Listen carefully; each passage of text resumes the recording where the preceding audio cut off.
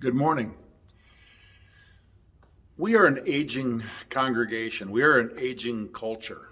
I just read this morning that about 10,000 people per day are turning 65 in the United States. As one of those people who is approaching that in a couple years, I can relate that we are the baby boomers, and the baby boomers, a high population age group, and we are aging. And we also realize that in the church, if you look around on a Sunday morning, that there are a lot of gray-haired people.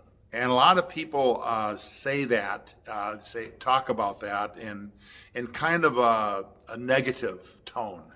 Oh, we're just a bunch of old people. That's all, the church is getting older and older. Well, that's true. But that's true of our whole culture, that we are an aging culture. There's nothing wrong with that. One of our laypersons told me a while back, they said, you know what, if that's who we are, we should celebrate that. We should minister in that regard. We should not try to be something that we're not. Doesn't mean we wouldn't minister and function with other age groups. We have younger people in our congregation as well, and we need to minister to all people. There's no question about that. But I simply want this morning to talk to you about aging. And I was with a lady the other day that is one of the oldest members of our congregation. And as I was sitting there talking to her, she says, I just don't know why God still allows me to be here on this earth. I don't know why I haven't gone home to be with him.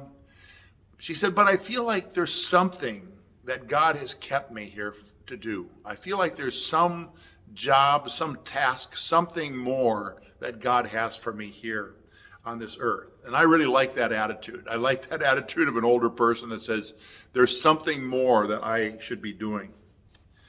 This past Monday would have been my grandmother Wistoff's 120th birthday. She passed away about 25 years ago. She was a wonderful and godly woman. She passed away in 1997 when I was 37 years old. Stephanie had just been born about 3 months before that. We had just moved to Bismarck, and when we got word that she had passed away. And one thing I knew that every morning, in my early days of ministry, I knew every morning that before I got out of bed, before I got dressed, before I went to my church office to begin the day, that my grandmother Wistoff had already prayed for me, had already prayed for each of the people in our family. There's nothing like knowing as a pastor that somebody has prayed for you that morning before you even start your day. She was a prayer warrior. She was a person of strong faith. I can still picture her at the dinner table, and I would always peek up like every little kid does when we were saying the prayer, and I would look around the table through pretend squinted eyes, and I would see my grandmother, and she would have her eyes tightly closed and her head tilted at a certain angle with her hands folded, and you just realize that she was in a deep moment of real prayer, not just praying for the food like we always do, kind of glibly and rote, and kind of in rote, but rather she was really praying, and you could tell that she was a great woman of prayer. So I told this person that I was speaking to in their home just this last week, who felt like they had something else that God was calling them to do. I told them about my grandmother. In later years, my grandmother couldn't go to church. She couldn't serve the church. She didn't have any visible or seeming purpose at all within God's family, the church. But one thing she did was she prayed. And I told this person the other day that they could pray for us, that they could pray for their children, their family, that they could that this is a far greater task and has far greater value than most Christians realize. There's no greater power, no greater authority than Christians when they pray. Now, 25 years after my grandma's departure from this earth, my mother is now nearly the same age. She's approaching that age. She'll be 89 this this summer.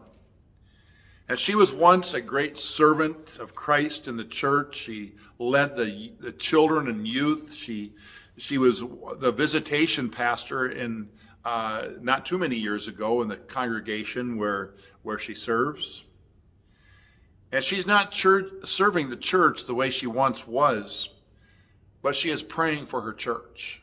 She is praying for me. She is praying for each of my siblings as well.